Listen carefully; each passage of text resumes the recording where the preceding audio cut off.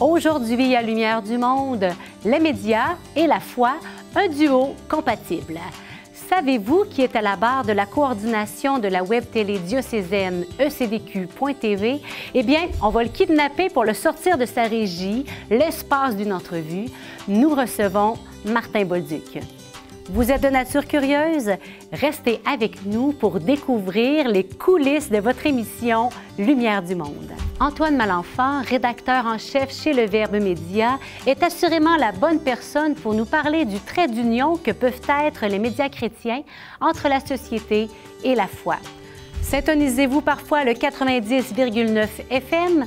Aujourd'hui, vous en saurez plus sur Radio Galilée. Bonne émission!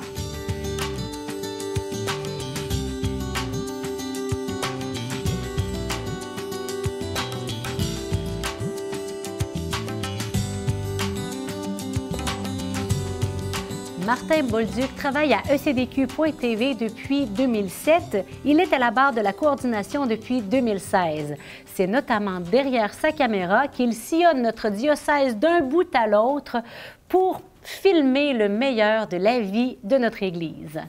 Bonjour Martin. Allô. Alors, c'est pas l'endroit où tu es assis habituellement pendant l'émission. C'est sûr.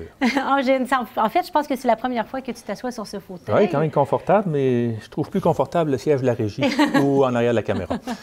Ceci dit, habituellement, Martin est assis à côté de moi sur notre fauteuil à la maison puisqu'on est mariés. Donc, les présentations sont faites. Mais je tiens à spécifier que c'est pas moi qui ai choisi Geneviève comme animatrice. Je l'ai choisie comme épouse, mais pas comme animatrice. Bon, alors... C'est pas en conflit d'intérêts. Bon. Peux-tu nous raconter comment tu as atterri dans une web télé catholique? Alors, je vais remonter à la genèse de tout pour comprendre un peu mon histoire. J'ai eu la chance de naître dans une famille de rêve, je dirais, avec des parents exceptionnels qui m'ont donné vraiment des valeurs exemplaires pour me rendre où je suis rendu aujourd'hui. J'en suis très reconnaissant. Et puis plus tard, je suis devenu ingénieur. J'avais une petite maison en campagne, une conjointe, une entreprise, petite entreprise, mais en fait tout ce que je pouvais rêver. Et je me disais, il me semble que c'est pas juste ça la vie. J'avais peut-être 30 ans. Puis je me dis, voyons, ça ne peut pas être que ça la vie, penser à son petit confort, son petit bien-être. Je me suis mis à rechercher, en recherche. J'avais des amis un peu partout dans le nouvel âge, le bouddhisme. J'ai exploré ces choses-là, qui avaient des belles choses, mais c'était tout le temps un petit peu retourné vers soi, puis je ne voyais pas comment je pouvais être comblé là-dedans. Un jour, j'ai découvert un ami commun que tu connais, par une coïncidence extraordinaire, qui m'a fait rentrer en contact avec la famille Marie-Jeunesse. Et là, ça a vraiment été un tournant dans ma vie. Grâce à eux, j'ai vraiment pu apprendre de nouvelles choses, en fait, par rapport à la foi catholique, la foi chrétienne, qui était la foi de mon enfance, mais que je ne connaissais pas vraiment. Et j'ai découvert le trésor extraordinaire, les merveilles de la foi chrétienne, que je n'ai pas de mots pour expliquer comment ça a renversé ma vie, parce que ça m'a éclairé plein de choses. Et entre autres, une chose que je n'avais jamais allumée dans ma vie, c'est aberrant, mais j'ai appris là que Jésus est Dieu. Alors, dans ma tête d'ingénieur, tu sais, un ingénieur, ça fait... Tu sais, j'ai de la misère à dire qu'est-ce que ça fait, mais qu'est-ce que ça fait? Ça trouve des solutions à un problème. Mon problème, c'est de trouver un sens à la vie. Et je me suis dit, si ce gars-là, c'est Dieu, il y a les réponses à mes questions. Alors, suite à cette rencontre-là de la famille Marie-Jeunesse, mon cœur a été retourné, j'ai été converti. Et puis, de fil en aiguille, je suis arrivé à Québec en 2005 pour des études en théologie, etc. Et j'ai connu le diocèse, les services de communication. Je me suis joint à l'équipe. En 2007, on a fondé la télévision ECDQ.tv. Tu étais là pour la fondation? Oui, avec Jean Lortie, mais c'est Jean Lortie qui avait fait les bases. Là. Moi, je suis secondé. Mais j'ai souvenir de ces rencontres-là qu'on faisait pour la préparation du Congrès eucharistique international. C'était un grand événement d'ampleur et on faisait la couverture médiatique du Congrès. Au niveau pastoral, là, parce qu'il y avait la télévision était là, mais nous, on faisait là, au niveau pastoral. Et puis, c'était une grande aventure. Et suite à ça, je suis resté à ECDQ. On parle aujourd'hui du lien entre les médias et la foi. On entend parfois certaines personnes dire que la foi, c'est une affaire privée.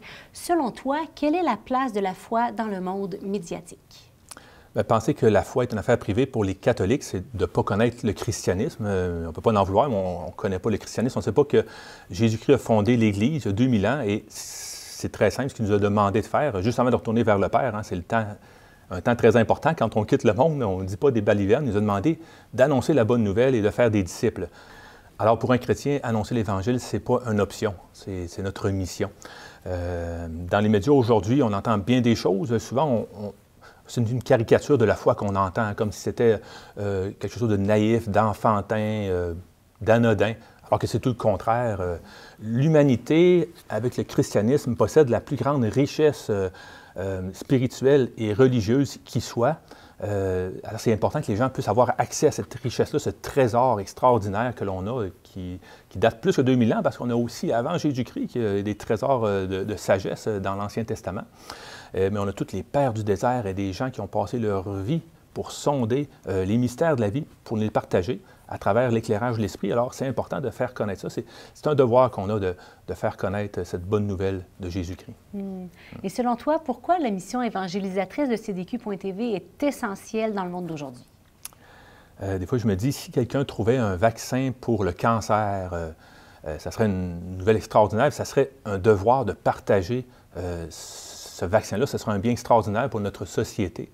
Alors, sans minimiser le bien que ça serait, avec le christianisme, on a un bien encore plus grand que ce vaccin-là, on pourrait dire. Quelques petites choses, juste de même, là, que le christianisme peut nous apporter un sens à la vie. On peut, avec Jésus-Christ, découvrir un sens profond à notre existence. Pourquoi on est sur la terre? Il n'y a pas une personne depuis le début de l'humanité qui se pose cette question-là. Jésus-Christ nous aide à trouver cette réponse-là. On a la guérison de notre passé qu'on peut avoir à travers cette relation-là avec Dieu. Le pardon qu'il nous donne, cette réconciliation-là qu'on peut avoir avec le Seigneur. Alors, on peut faire aussi la paix avec notre avenir. Des fois, on est angoissé face à notre futur et aussi par rapport à notre mort. Qu'est-ce qui va arriver après notre mort? Hein? Est-ce que c'est le vide? C'est qu'est-ce qui se passe après? Et aussi, après cette mort-là, on a une promesse d'une vie éternelle de bonheur. Alors, qui d'autre sur Terre peut nous offrir un tel trésor, autre que Jésus-Christ? Moi, j'en connais pas d'autres. Alors, une fois qu'on a pris conscience de ces bienfaits-là extraordinaires, incomparables, on a le devoir de le partager, comme je disais tout à l'heure, et c'est ce que ECDQ veut faire le plus possible à travers toutes les possibilités qu'on a. Souvent, je me dis, mes moyens à moi sont humbles, mes capacités sont humbles, mais on le fait de bon cœur, comme on peut le plus possible. Je pense que c'est important de persévérer, de continuer. Et on a une équipe extraordinaire qui fait des choses vraiment extraordinaires. Alors, je pense qu'on est dans la bonne voie, là. Puis, justement, je t'entends souvent dire, comment faire pour rejoindre le plus de monde possible, pour que le beau message qu'on a apporté puisse rejoindre le plus de monde possible. Hein? C'est vraiment une de tes grandes préoccupations. Et c'est beau. Et comment quelqu'un qui est assis chez lui, qui nous écoute, peut devenir un collaborateur ou une collaboratrice discrète mais précieuse pour aider la mission de ECDQ.tv? Alors, c'est extraordinaire parce que c'est très facile. Alors, monsieur, madame, tout le monde, je disais tout à l'heure qu'on peut pas faire ça sur notre salon, dans notre divan. C'est faux parce qu'avec ECDQ, on peut 3 choses très simples. Premièrement, s'abonner aux différentes plateformes de CDQ. On a le site web, on a YouTube, on a Facebook, on veut aller vers TikTok aussi bientôt. Mais déjà, YouTube et Facebook, c'est déjà excellent pour partager des vidéos. Une chose partagée. Donc, quand vous voyez quelque chose qui vous intéresse, vous le partagez au plus grand nombre ou peut-être à une personne en particulier qui pourrait être touchée par cette vidéo-là, qui a peut-être vit un moment difficile ou qui fait une recherche. OK, on pense à une personne, on lui partage. C'est pas difficile. Encore plus facile, c'est aimer. Donc, aimer, c'est le bouton like. Jésus nous dit aimez-vous les uns les autres. Ouais. Alors, oui, le bouton pouce dans YouTube, je pense sur Facebook aussi. Je suis coordonné mal chaussé, je le fais souvent, mais je ne sais même pas c'est quoi. Le petit cœur, peut-être. Alors, ça aide beaucoup parce que ça fait propager les vidéos. Et aimer la page Facebook de CDQ, s'abonner à la page YouTube, au compte YouTube. Et vous allez voir, ça va aider à propager les vidéos. Et troisièmement, ça a l'air de rien, mais commenter. Les algorithmes aiment beaucoup les commentaires parce que ça leur fait dire qu'il y a de l'action qui se passe autour de cette vidéo-là, que ça va être intéressant. Donc, commenter, un commentaire positif, un questionnement, même un débat, si vous voulez, c'est correct. Donc, écrire des commentaires en bas des vidéos, ça aide beaucoup.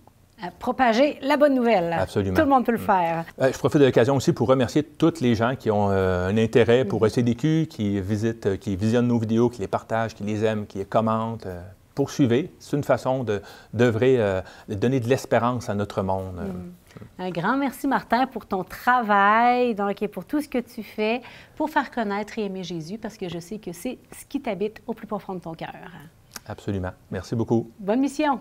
Qui n'aime pas découvrir l'envers du décor? Eh bien, aujourd'hui, c'est l'occasion rêvée de vous faire le tour du propriétaire de l'émission Lumière du Monde. Et laissez-moi vous dire que l'équipe s'est bien amusée pour vous préparer cette vidéo un peu comique.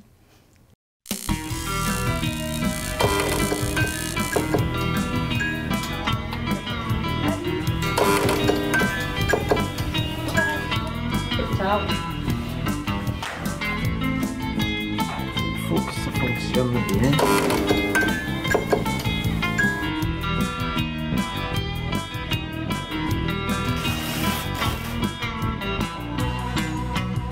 Alors, on va aller faire un tour à la régie. C'est là qu'on fait le clic des caméras. Et aussi, c'est là que notre animatrice se maquille. On fait à quoi, ton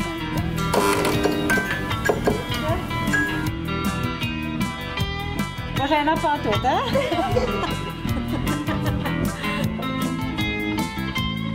Mon mari. C'est un compliment entre les yeux et les épaules.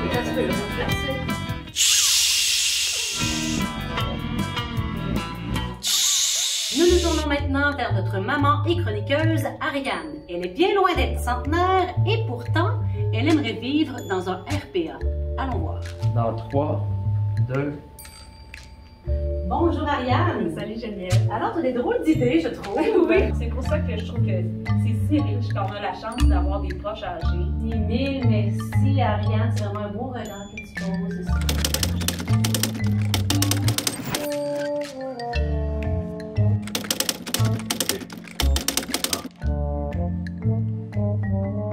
Là, 3, 1 minute. OK. 3, 2, 1. C'est un grand plaisir d'être avec vous. Abonnez-vous à notre page YouTube et Facebook. Vous y trouverez du matériel exclusif. Et moi, je vous dis à la semaine prochaine. Excellent! Bon, premier épisode fini. Et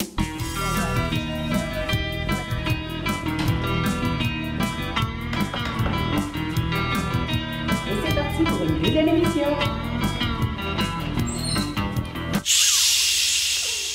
Au nom du Père, du Fils, du Saint-Esprit. Amen. Amen. Esprit Saint, merci de descendre sur nous, sur chacun des techniciens sur le plateau, sur Geneviève, sur moi-même, de nous, de dire ce que les spectateurs ont besoin d'entendre. Au nom du Père et du Fils et du Saint-Esprit. Amen. Amen. Merci beaucoup. Caméra 3. En onde. Nice. Pas trop vite, c'est bon. Doucement. Excellent! Wow! Bon, ben merci. Merci à toi.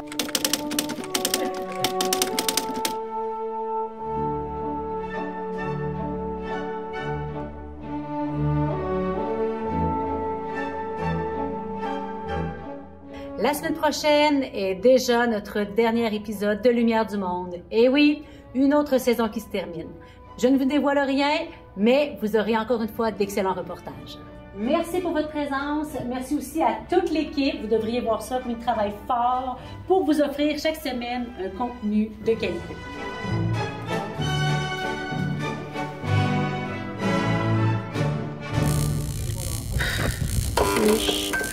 C'est fini. Maman, c'est fini. Il y a quelques semaines, le pape François invitait les communicants à être des tisserands de la communion. Voyons ce qu'en pense notre chroniqueur Antoine Malenfant.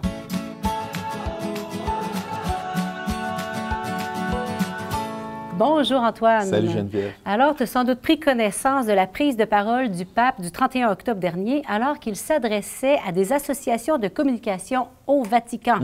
Qu'en as-tu pensé, toi qui baignes dans le monde des communications et qui a le souci de relier foi et culture? J'ai été très touché de cette prise de parole du pape. Je trouve qu'il touche des points importants. J'en retiens un, là, mais on pourra en parler longtemps. C'est que les médias, les communicants sont appelés à être des artisans de la communion dans la société. Donc, chacune de nos actions comme communicants doit être orientée vers le bien commun, vers la communion aussi entre les personnes.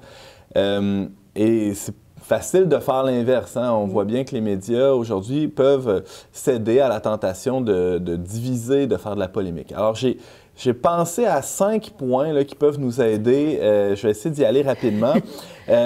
comme consommateur aussi de médias, je pense que ça peut être important pour les gens qui nous écoutent d'avoir des clés d'interprétation, des espèces d'éléments dont on doit tenir compte quand on consomme des médias. Alors, première question qu'on doit se poser, c'est qui nous informe? On reçoit beaucoup d'informations, la télé, les journaux. Est-ce qu'on sait vraiment qui possède ces médias-là? C'est important de faire une petite enquête. Quelques clics sur Internet, on peut en savoir pas mal. C'est pas que c'est mauvais que ce soit possédé par une personne ou par un groupe ou par un État, même des fois, certains médias. Il faut juste en être conscient. Et là, à partir de là, ça change notre grille de lecture. Ça nous aide à mieux interpréter les nouvelles. Et pour les médias, c'est important d'être conscient de ces biais-là aussi qui sont liés au fait d'être possédé par une personne ou par un groupe en particulier. Un autre aspect intéressant qui peut nous aider aussi à être des tisserands de communion, c'est de privilégier les faits. Mais ça peut être comme une formule creuse, là, mais les faits, qu'est-ce qu'on entend? Les données, ça peut être facilement manipulable. Hein? Les chiffres, là, tout ça, ça peut vouloir dire bien des affaires. Les faits, moi, ce que j'entends par là, c'est aussi et surtout du journalisme de terrain. Est-ce que le journaliste s'est déplacé, est allé rencontrer des gens, est allé prendre le pouls de l'événement sur le terrain? Ça demande des coûts importants. C'est pas tous les journaux ou tous les médias, toutes les télés qui vont faire cet effort-là. Mais déjà, ça aide énormément à la qualité de l'information quand c'est pas juste des communiqués de presse qui sont redigérés, tout préparés. Envoyés. Bon, alors comme consommateur d'information, il faut essayer de privilégier ça. Ça a un coût. Puis je pense que comme média, on a une responsabilité d'investir là-dedans, même si ça suscite moins de clics là, que par exemple, des textes d'opinion qui peuvent être rédigés dans un salon sans se déplacer. Donc, le rapport coût-bénéfice n'est pas le même. Mais il y a un souci qu'on doit avoir de ce côté-là. Je pense que consommateur aussi, il faut diversifier nos sources d'information. Il faut accepter d'être déçu de la part de nos médias de temps en temps. C'est pas parce qu'il y a un texte qui me déplaît dans la revue Le Verbe, là, pour exemple, que c'est tout mauvais. C'est normal de se laisser remettre en question. La question de l'abonnement, ça c'est assez crucial. C'est mon 4e point. Je pense que comme consommateur, il faut être prêt à payer des fois. En fait, souvent. Et ça assure une indépendance de l'information. Puis ça, on peut penser que c'est des enjeux là, qui concernent tous les citoyens. Puis, ben oui, mais spécialement les chrétiens. On pense que si notre rôle dans la cité, là, on vit dans une cité démocratique, les médias ont un rôle important dans cette cité-là. Donc, comme consommateur de médias et comme croyant, ça contribue au bien commun que d'encourager des médias par l'abonnement. J'ai l'air de prêcher pour ma paroisse, là, un peu, là. Mais dans le fond, c'est que quand c'est gratuit ou quand c'est très peu cher, finalement, on se retrouve à être bombardé de publicité. Puis il y a comme un revers à ça qui est assez évident. Dernier point, je pense qu'il faut être vigilant sur l'effet que les médias ont sur nous. C'est-à-dire que si je consomme des médias puis je me retrouve à être fâché à la fin tout le temps, c'est peut-être parce que je consomme pas les bons médias ou seulement des médias qui attisent la polémique. Et là, ça rejoint aussi le pape François qui disait que les médias ont une responsabilité d'être des tisserands de communion. De communion. Alors, c'est facile, je le disais plutôt, de verser dans la polémique. Il y a des bonnes nouvelles aussi à communiquer et comme média, on a une responsabilité de le faire et la CDQ le fait très bien d'ailleurs. C'est beau, et pour revenir au pape François, communication et communion, ça rime ensemble, c'est pas pour rien. Absolument, c'est deux mots qui ont la même racine et c'est pas pour rien, tu as bien raison. Merci Antoine. Ça fait plaisir. À bientôt. À bientôt. Radio Galilée est une radio religieuse catholique. Elle existe maintenant depuis 1995, déjà 27 ans. Des membres de l'équipe nous proposent d'en apprendre davantage sur leur mission actuelle. Je me trouvais en Terre Sainte et c'est à ce moment-là que je sens un appel intérieur. Après une année sabbatique, de rentrer au pays et d'initier, de mettre sur pied une radio religieuse.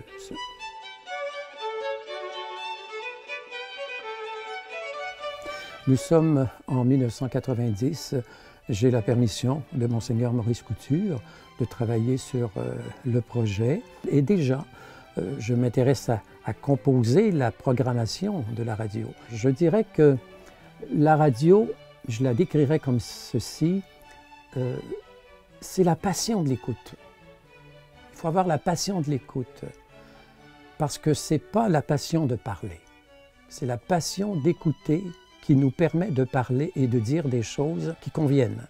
Donc cette passion de l'écoute, elle se traduit aussi dans la prière. S'il n'y a pas de prière dans un projet qui est un projet d'évangélisation, eh bien, on est une cymbale retentissante, comme dit saint Paul. Alors l'écoute, la passion de l'écoute, mais l'écoute, c'est aussi, comme dit Jésus, quand il répond à celui qui demande quel est le plus grand des commandements, alors il va dire « Écoute Israël, le Seigneur notre Dieu est l'unique ». Alors cette écoute, elle doit être dans ma vie et dans celle de mes collègues quelque chose de très important. Il faut être d'abord à l'écoute avant de parler. C'est mon avis. Mes invités aujourd'hui, Éric Tessier, Rémi Girard, Karel Tremblay, Sylvie Nicolas et Jean-Sébastien Giguère. Les thématiques abordées dans les différentes émissions mais sont sous la responsabilité des personnes qui sont présentes en studio. Mais bien sûr, c'est l'abbé Denis Veilleux qui est le directeur général et le directeur de la programmation qui voit à les accepter, comme ça peut être le cas dans la plupart du temps. Alors, il y a des émissions d'enseignement religieux, il y a des émissions qui sont plus un reflet de la société, où les personnes viennent tout simplement parler de choses qui les interpellent, qui les intéressent. Il y a des entrevues de fond avec des personnalités religieuses, bien entendu, mais pas seulement. Quand ce ne sont pas des personnalités religieuses qui viennent faire une entrevue portrait de 60 minutes, par exemple, ça peut être parce que la personne a été choisie parce qu'elle a un engagement humain, humanitaire, social, quelque chose qui, peut-être pour d'autres personnes, vont refléter quand même les valeurs chrétiennes, même si l'invité ne les nomme pas comme ça. Il y a encore beaucoup de gens qui font beaucoup de choses très, très bonnes, sans se dire toutefois chrétiens. Bonjour Sylvie Nicolas. Bonjour Yves-Claude. Un plaisir de vous accueillir Sylvie et j'ai envie de vous présenter tout simplement comme une auteure parce que ça va comprendre la poète, la romancière, l'essayiste, la nouvelliste puisque vous avez trempé dans tous ces genres, Sylvie, en plus de faire des traductions de romans.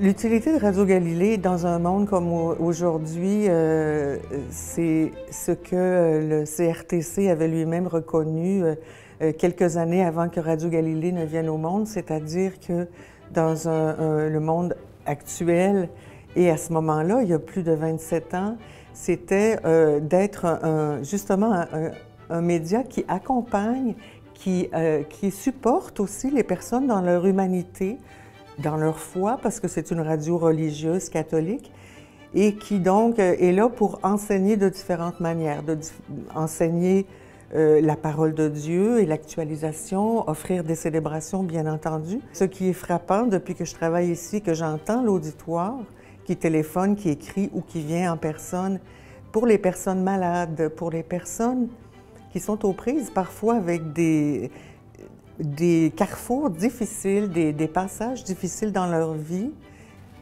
Des centaines de personnes, j'oserais le dire, nous ont témoigné que Radio Galilée a été un accompagnement musical, ressourçant, parce qu'il n'y a pas de publicité, parce que c'est jamais un son agressif, parce qu'il y a quelque chose de l'ordre du ressourcement, mais dans la musique aussi, il y a quelque chose de l'ordre de l'accompagnement. La musique, c'est une compagne. Alors, par tous ces canaux, toute la programmation Radio Galilée devient une compagne pour de nombreuses personnes qui sont soit seules ou qui se sentent moins bien et qui ont besoin d'entendre quelque chose qui fait du bien. Ce que moi j'en retiens, c'est que le théâtre d'ombre nous rappelle toujours à la lumière, c'est-à-dire que et à cet état de veille, d'être quand même à l'affût, parce qu'il y a des beautés dans le théâtre d'ombre. C'est sûr que j'ai été 7 ans à temps plein à l'étranger, dans un monde, on va dire, latino, qui m'a, je dirais, reconnecté, on va dire, avec Dieu, là. Puis aujourd'hui, c'est une fierté pour moi de parler de cette langue-là, donc d'avoir la chance de revenir chez nous, puis de ne pas parler de différents thèmes d'un sujet qui me tient à cœur, qui est un peu la religion catholique, Dieu, la connexion qu'on peut avoir. Je pense que c'est un bon vecteur pour l'intégration de différentes cultures au Québec. Pour ma part, c'est la première fois que je voyais à Québec une émission de cette façon-là en espagnol, puis de parler vraiment avec des gens qui viennent de différents pays, de différents sujets. Puis je pense que l'émission est très appréciée parce que dans la communauté latine à Québec, c'est quand même un petit monde. Puis souvent, je croisais des gens qui me reconnaissaient dans la rue par ma voix, par mon nom, quand ma femme parlait à ses amis de la Colombie, un peu de ce que je faisais, ils l'avaient écouté. Donc je pense que oui, c'est écouté puis c'est apprécié. Puis les gens sont contents d'écouter ça de la maison. Que t'es bon et merci. C'est tellement facile de travailler avec toi. T'es tellement merveilleux. Salut. Oui, merci encore. À une prochaine. Oui, la prochaine fois, ça pourrait être, si ça fonctionne, autour d'un tout autre sujet. OK. Pas mal plus léger, pas mal plus gros. Je suis ouvert et accueillant. Salut. Merci. La mission de Radio Galilée, elle est simple, c'est une mission de service. Alors, nous servons la parole de Dieu, nous servons le Seigneur que nous aimons au cœur de l'Église. J'aimerais quand même dire ceci, que la radio, elle est privée. Ce n'est pas une radio diocésaine, c'est une radio privée à laquelle je suis prêté comme prêtre depuis tant d'années. Donc, nous avons une autonomie sur tous les plans et cette mission, eh bien, elle exige que des laïcs, des hommes et des femmes viennent se greffer à ce service. Je pense que c'est quelque chose de très important de ne jamais oublier que nous sommes au service de la parole de Dieu, du Seigneur, de l'évangélisation, dans un contexte où les événements du monde et de l'Église nourrissent la radio.